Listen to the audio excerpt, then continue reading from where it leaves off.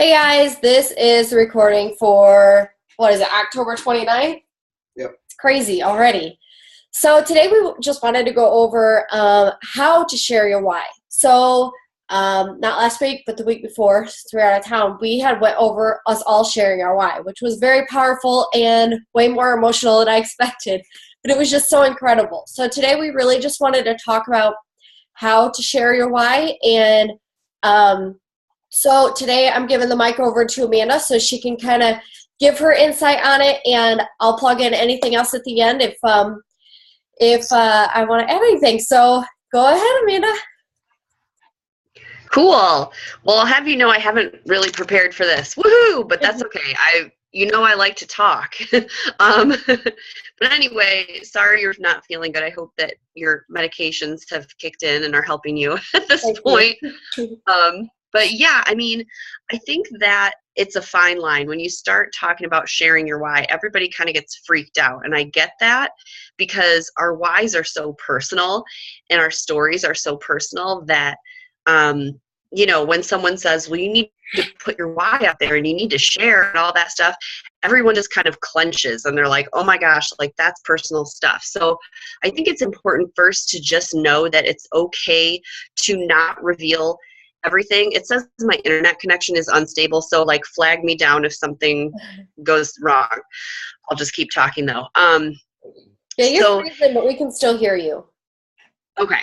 So it's important to just know that you don't have to share everything all at once. And in fact, it's not recommended to do that because, like, have you ever met that creepy person at a party who like tells you their life story and you're like, whoa, I don't know you like that, and it's like a turnoff, right? So it's the same thing on social media. I think we all like have those people on our newsfeed that overshare and like post pictures of like their broken limb on the way to the ER. And you're like, dude, it's just not appropriate. Like some people just don't have a filter. So I think that's important, and just being comfortable enough to, reveal small parts of it is okay. So, especially like if you're a newer coach and people aren't used to you posting like these deep thought-provoking things, they're going to think it's a little strange if you start like bearing your soul on social media. So we do what is called breadcrumbing, where you can kind of take pieces of your story and you've probably heard other coaches, probably Dakota and Danielle, have said like your Facebook is kind of like your own little mini reality show. You want to give people a glimpse into your lifestyle, how you fit in fitness and healthy food and all that kind of stuff. And you can also sneak in bits of your story. And there's ways to do it that are, classy. You don't have to say anything about Beachbody specifically. You don't have to say, what workout you're doing even necessarily. Like some mystery is good sometimes because that's, going to get the engagement going, where someone's going to ask, what are you doing? Or what is that? What's in your shake or whatever. So, breadcrumbing your story is a great way to get people to come back to you and start to wonder what you're doing and get curious about it. So like I'll post, Beachbody Thursdays are great because I think we can all kind of reflect on some of our accomplishments for the week.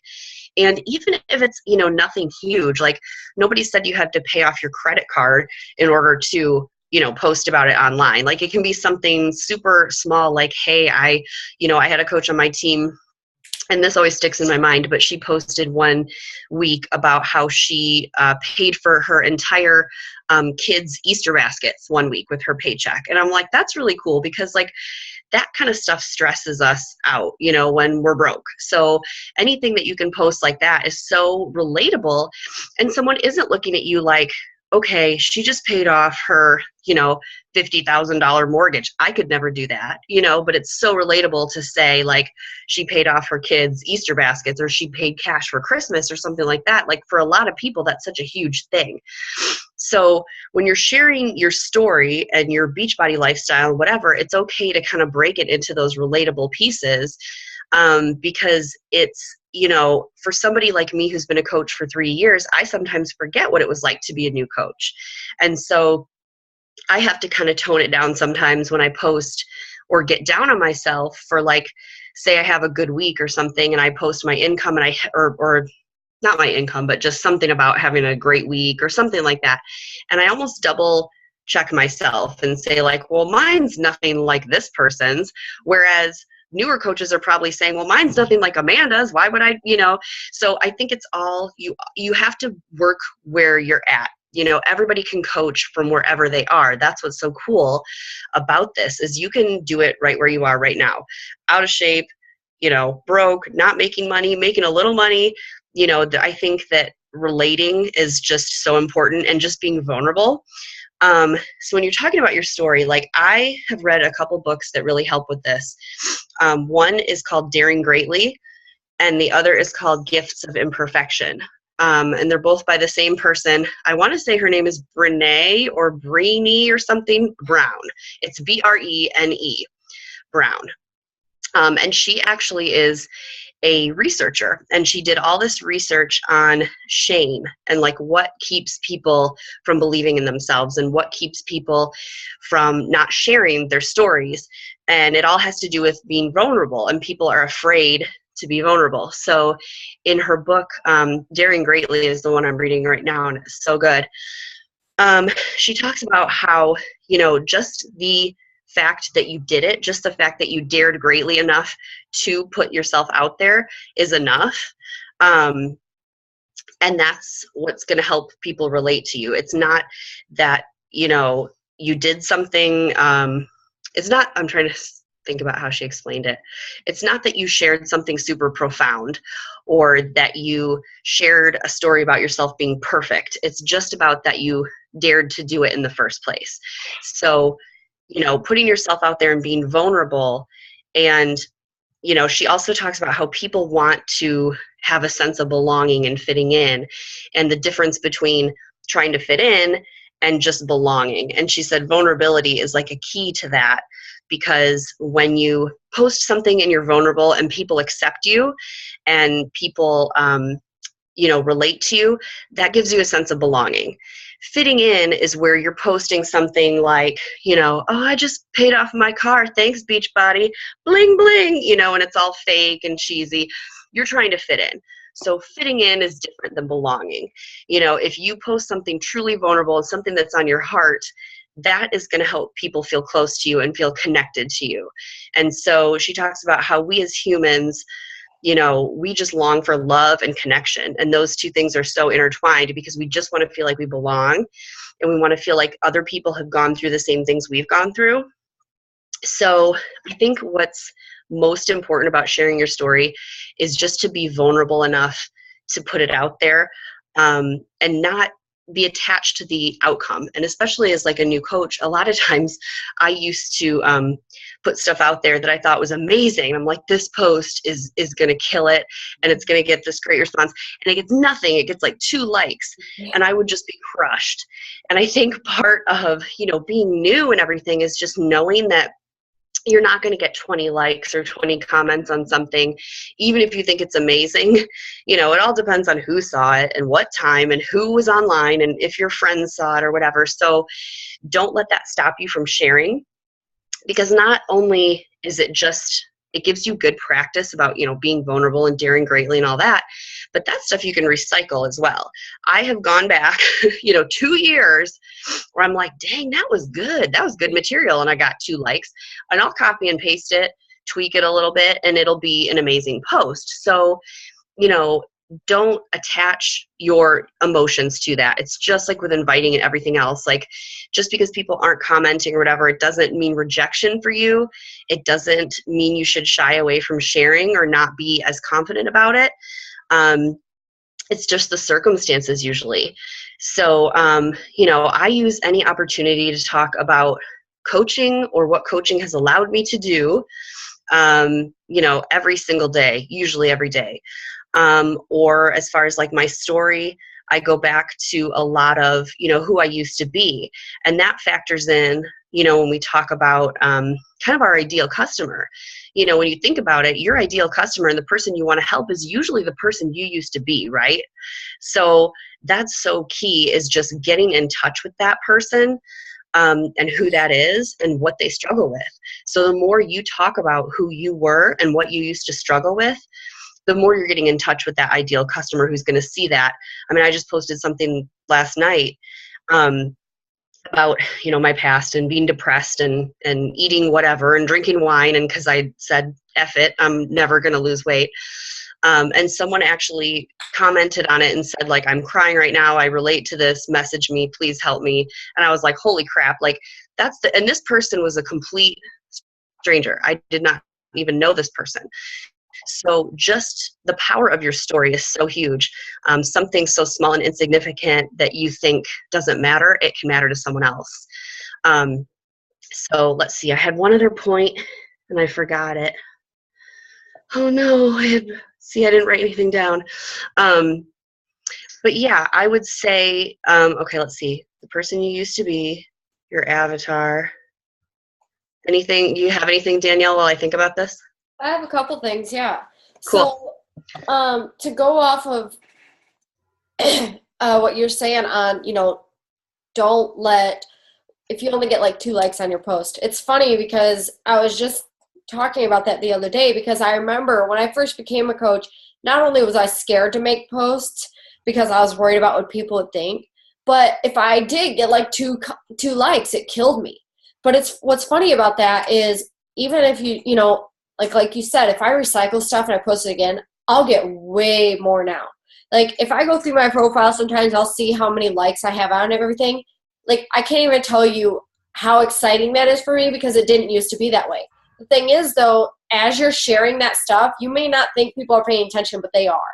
And they're seeing that you're committed. Even if you're just getting 2 likes, a year from now, that entire year that they've been trusting you and following your posts and getting to know you, that's going to generate more following. It's going to plant those seeds and build trust. And then, you know, that generates more eyes. And so that's pretty cool. Like, I think for me, cool that you brought that up, because I think for me, that was kind of defeating and made it a little scarier for me to share my story.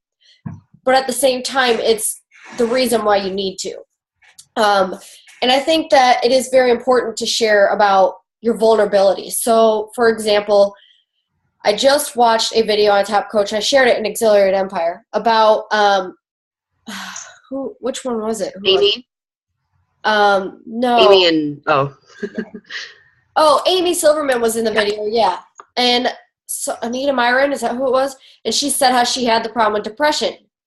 And she didn't really, you know, she was scared to share it with people. And as soon as she did, it just opened up all these people that just were like, oh my gosh, like, I can't even tell you how that just spoke to me. And it related to so many people. Why? Because it was real. It was a real life thing that people can relate to.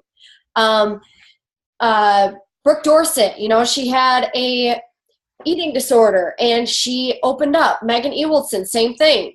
You know, so like, you have to, I guess, and it doesn't have to be something dramatic. Our life, like, we haven't had anything dramatic. We've shared our struggles, because I think anybody in this world, most people can relate to not having money. Most people can relate to struggling to pay rent, or like us selling our car to make rent. Just little things like that, you know, like I remember living off ramen and hot dogs. I know that people can relate to that.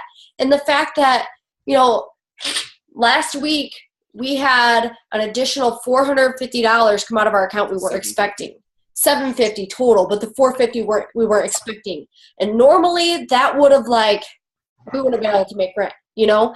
But the fact that we didn't have to worry about $450, that's a big deal. And that's something to share, because people can relate to that. And so what I like to talk about when I'm sharing my story is, you want to share your struggles and then where Beachbody came into your life. What has Beachbody done for your life? And you know what? That transformation is not always physical. It's not. Like, some people don't have that physical transformation. For me, a lot of it has been mental. Like, I can't even tell you my health and my mental clarity, how much happier I am just by being in Beachbody. Like, the constant positivity all around me. Same, you know, Anita Myron saying about Beachbody was the only non-depressing thing that was involved in her life. Like, to her, that got her out of that rut, because she was surrounded by all these people that were constantly lifting her up. So it's important to develop your story. It takes time. And, you know, honestly, like, my why is always changing. Like when we have kids, if we have kids, that will change. My why is going to change. I know that my kids are going to be my why, and for whatever reason. But right now, my why is because we are trying to build that dream for our future family. You know, we don't want to be parents that have to tell our kids we can't afford this and that. I don't want to be in a townhouse when we have kids and not have room because I do daycare. You know, like there's a lot of things that can plug into this, and you need to figure out your why. For me, it helps to like write down all the things I've been through and what's changed since Beachbody came into my life. So that helps you form your why. And that I'm so glad you brought up breadcrumbing, because that's what I wanted to go over tonight too. You don't just want to vomit all over Facebook your why. So that's why we talk about, you know, breadcrumbing, just sharing here and there and making posts that people can get to know you and understand, you know, get to know you and understand your why, and you're not just vomiting all over them. They can relate to you. Yeah, I thought of my thing. Okay. So true. So thank you for taking over, because you made awesome points. I wanted to say too, like, you're sharing your story and stuff doesn't have to be limited to like your social media when you're posting things. It can be when you're talking to a challenger. Or like a potential challenger. I had one today who, you know, I could tell that she really, really wanted to do it, but she was like nervous. And we were having a conversation and we were kind of winding down, and I was like, you know, really, why do you want to do this? Why is this important to you? And she, you know, listed off a few things, and then she finally said, you know, but really, I think my biggest why is that I want to have a baby and I want to be healthy enough to get pregnant and have a healthy pregnancy. And I was like, wow, you know, like you really cannot get a bigger why than that. And I was like, actually, it's funny that you say that. I have PCOS myself, and it took us a long time to get pregnant with my first baby. And she was like, oh my gosh, she's like, you have that? And I was like, oh yeah, you know, and it was just something that I just wanted to relate to her somehow, you know, and just once I put it out there, she was just she was so open and receptive, because it was that Me Too phenomenon where like when we share things about ourselves that we don't necessarily want people to know, or maybe they cause us, you know, stress or shame or whatever, like there's that Me Too moment that happens where it's stressful for us and it pains us at times, but for somebody else, it's such a huge relief to think like, oh, thank God somebody else gets it. Like somebody else is going through this. So I think too, like, I scribbled a bunch of notes. Oh yeah. Okay. So like Danielle was saying, things that you've overcome, it's so important. And I know like Chalene Johnson, who I study the crap out of, she's like, you know, think about that story that you're so embarrassed about and that you don't want anybody to know about. And she's like, that's exactly the story you need to be telling, you know, not all in one shot, but that's what you need to be building up to. And really just, you know, it's inspiring when people turn their mess into their message. And so that's what I constantly try to do is, you know, I never thought when I was on food stamps and WIC and stuff that I would be where I am now. Never, ever. Like I didn't ever think that we'd go on vacations or anything like that. So, you know, showing that you can relate to where someone is now and you know, you were there and whatever is just so huge. And it can help them, you know, it can be the catalyst to help them make a decision and say, okay, you know, she's a normal person. She did this. So can I. So needless to say, she is checking with her boyfriend to see if they have the funds for the challenge pack. So I hope she does it. But it was great, you know, just to make that connection with her, because now she's somebody I can go back and say like, hey, how are things going with you? And, you know, even if she never buys a thing, that's, you know, we have a bond now. Right, exactly. And that's why, you know, one reason why when we talk about reaching out and finding new people, why we talk about forming how to form your people, you know, asking about their family, the occupation, like you really want to care and create this bond with them. Like I have this girl that she's part of my dream team. So she's a girl that I really want to get on an Exhilarated Empire, Coach Family. And one thing I've really related to her with is I have endometriosis. And I struggle with that. And she struggles with it, and we're able to relate, and we always come to each other about this subject. And it's so funny, like she just came to me the other day she's let it get the best of her, and she's just breaking down to me. And I was like, listen, you know what? I've been there. And that's the thing, is I could relate with her. And I was able to turn her from being, she told me she was full of anxiety and depression. She didn't know what to do. And now she's in our new challenge group, and she's ready to get going. She's so excited, and hopefully becoming a coach soon. So it's like amazing what just a positive influence is someone there to support you can do. And kind of like what you said today, like part of my story was where we started. Like, you know, without Beachbody, we wouldn't have got a new home when it got broken into, and got a new vehicle when both of ours were totaled. Like, there's just no way. And like without Beachbody, I would have been this negative person that just wanted to give up on life. But instead, I had a community of people that I was able to reach out to, and they were able to support me. And I just had a really good friend of mine message me tonight telling me that she was struggling, and just it was with the coaching thing, and telling me all these factors. And it was funny because I could relate with it for that same exact reason, because I was there and I totally get it. And so you got to remember that, you know, people aren't looking to be told that they need to keep coaching or they need to buy this. They just want someone to believe in them. So I think that's huge, you know, and that comes with knowing your why and knowing why you're doing this. And I think we all sometimes need to remind ourselves of that. Yes. Anything to say? Y'all are doing good. Sorry, I'm kind of gross. You're snotty. But anyways, did anyone else have anything to share with how to share your why? Or questions or anything? No? I can share something from the other day. This is again from the Daring Greatly book, I think, or the other book, one of the two, but it was really good. Just about vulnerability. And it talks about how sharing your story with someone, like if you're going through a rough time or you're just having a down day or you're in a funk or whatever, I think we can all kind of like relate and say like, you know, talking it out with a friend helps. But there's actual like scientific proof that says if you share that with someone you're close with not like your Facebook friends, but you share something like that and you're vulnerable, it helps you work through it so you can learn whatever that lesson was from it. And so the other day, I was having a crappy day. It was coaching related and family related and, you know, a couple different things. And I was just like, I'm so done. I'm taking a personal day. And I kind of just stepped back. And I messaged a couple of my coach friends, and I was just like, here's what's going on. I just need to say it, and I'll work through it, but I just need to say it. And it was like so crazy because I instantly, like as soon as I even hit send, instantly felt better.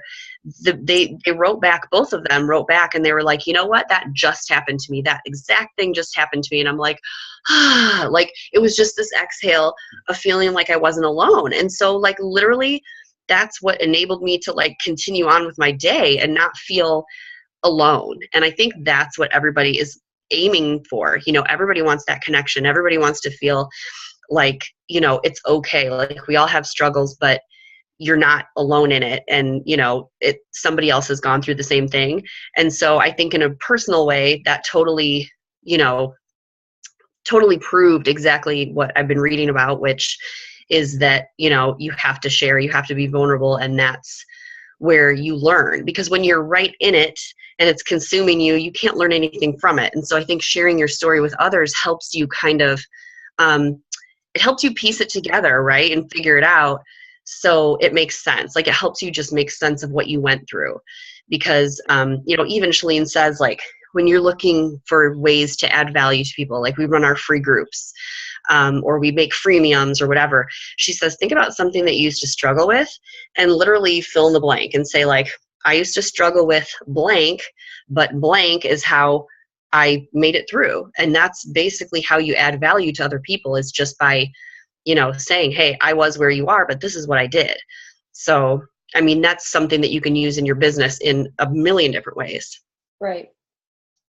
What were the books that you listed off earlier? I want to go look it up. Yes. Daring Greatly. Okay. And Gifts of Imperfection. And she has several others. There's one called Rising Strong, and they're all about this, like, you know, shame and fear and vulnerability, but they're not depressing. Like, it sounds depressing, but they're actually really cool. Like, it's a very scientifically based way of looking at how people experience shame and like what keeps people from telling their story and being vulnerable. And it talks about like how guys are different from girls, and it's just really, really interesting, like, especially from, like, I'm a psych major, so this is all up my alley, but it's very scientifically written. And she also has a TED Talk that's really good. It's on the TED Talk website, I think, but it talks about the whole concept of shame and vulnerability, so that's a good one to check out too, like 20-minute video. Thank you. Yeah. That's all I got, man. What do you think? Danielle? What else? Danielle. Can I go real quick? Yeah. Okay. Sometimes I will absentmindedly add Chris into my whys or my posts and not take into the accountability or not take into consideration, I'm sorry, that he is not as openly vulnerable on social media as I am. How do you be considerate but be vulnerable at the same time? Ooh, man. That's a Because tough. obviously his family sees my posts because we're friends, and they get back to him. They're very talky, and it embarrasses him. And I don't know how to, I mean, obviously these are things that we have both been through because a lot of it involves our daughter. And he is just not as comfortable with it as I am. And a lot of times I do things without thinking that include him, and it upsets him. Well, you include him because he's, to you, your family. I mean, Right. him and Sutton, you know, it's the two of you. That's tough because you guys aren't married, but if I was in that position, I would probably shoot what I want to post to him first and ask him if there's anything that he would want me to change or reword so that he's comfortable too. Because I can understand that, you know, especially if he's not coaching, so he's just not comfortable with it yet. But yeah, like, I think that, you know, you guys should probably talk that over. However, like, to me, viewing your posts, I think that's just my personal opinion, but I think you do a really good job sharing the family aspect, because a lot of what you post about is what people struggle with, you know, and you're open about it, and that's a great thing. But I do think, for the sake of, you know, so that you guys don't disagree, to discuss it before you post it, you know, like, maybe he might even have some good insights to add. Yeah, probably. And I think too, if you got him on, like, joining in on thinking of stuff to post, you might want to get more involved too. Okay, thanks. What the hell? All right, anyone else? I have something to add to that. Okay. So if it's on Facebook, you can actually restrict who sees it. True. So Instagram, I think, is a little bit more difficult, but on Facebook, you can make different groups of friends and do it that way. And that way you can exclude them from seeing those posts. True. Because some people just like drama. Yeah.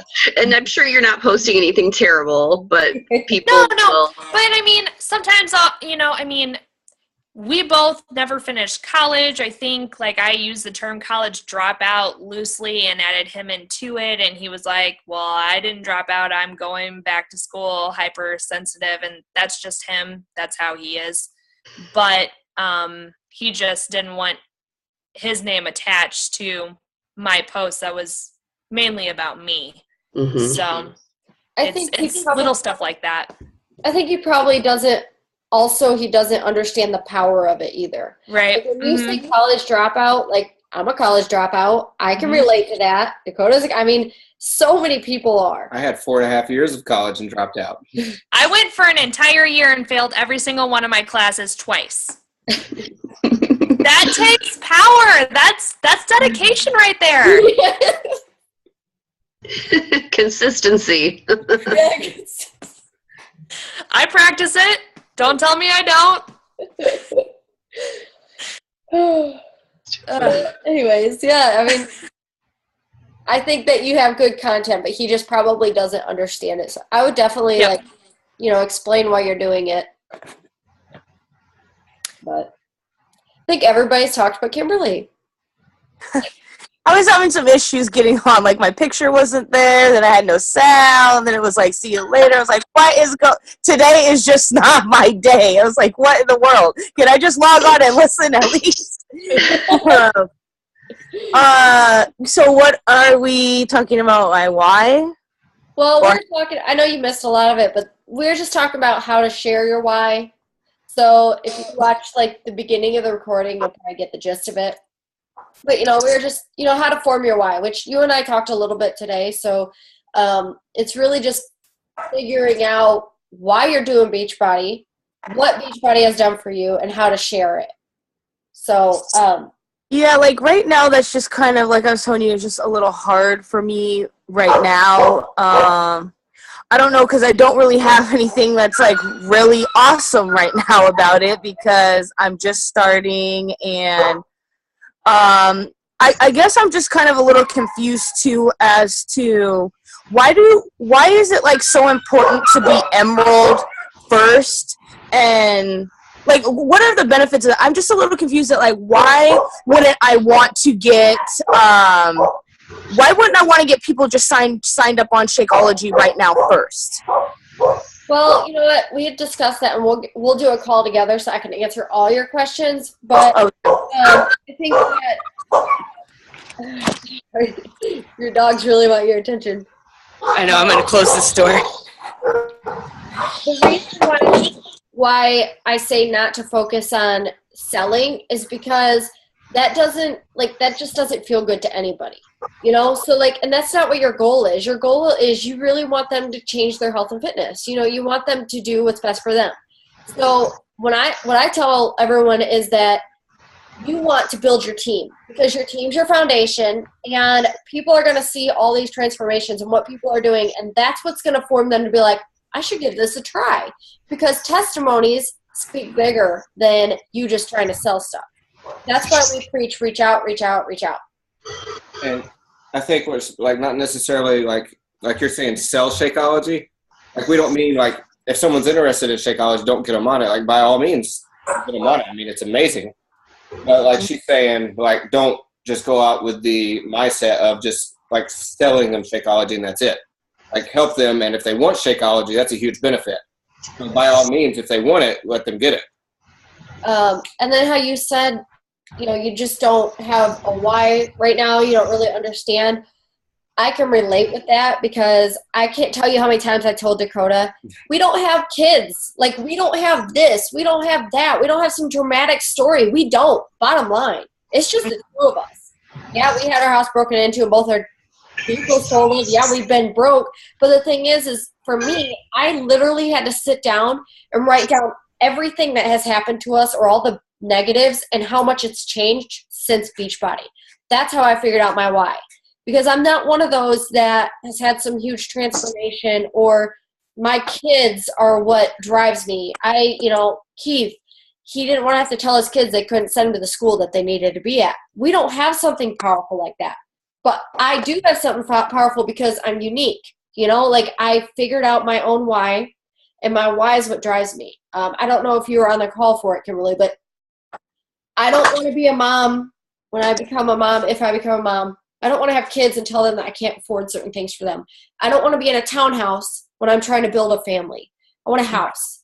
I don't want to have a townhouse while doing daycare and not have a bedroom for a nursery for my own child that I have to share with daycare. Like, that, to me, that is not ideal at all. And that's not I'm building my dream, and that's my why, is my future family. And because I'm getting us out of what we used to be in. It doesn't have to be something dramatic. So it's really just figuring out what Beachbody can do for you, or what it has done for you. And you're right, you are a new coach. And I think that becoming Emerald so fast kind of got super exciting, and it was like, okay, now what do I do? So I think we need to take a step back and kind of just go over things and build that why, so that you have something driving you. Yeah, I'm just right now just having a hard time kind of justifying costs. You know, like I didn't really understand like when somebody becomes a coach, like you're not receiving, you know, like, I don't know, the commission from them. So it's like now I kind of like understand like why I need to build, I guess, now it's all just kind of like clicking, I guess. Like I was just kind of like listening before, but now I really understand like what you guys are talking about, you know, with this whole, I never understood before, like, why do I have to preach so much about like coaching and stuff, you know, like, what is this? This is crazy. But now I see it's like you have to build your team. I guess you're going to get your earnings off of kind of them. And I don't mean to be like, oh, it's a money thing, but right now for me, it kind of is, because now I'm looking at how much I'm actually putting into coaching right now. So it's like, I need to really start like really focusing on this and making this work, because otherwise I can't really, you know, like I have, you know, Mike and I both doing that, but now I'm looking at it, you know, for us both on Shakeology, we were never on it before until I started coaching.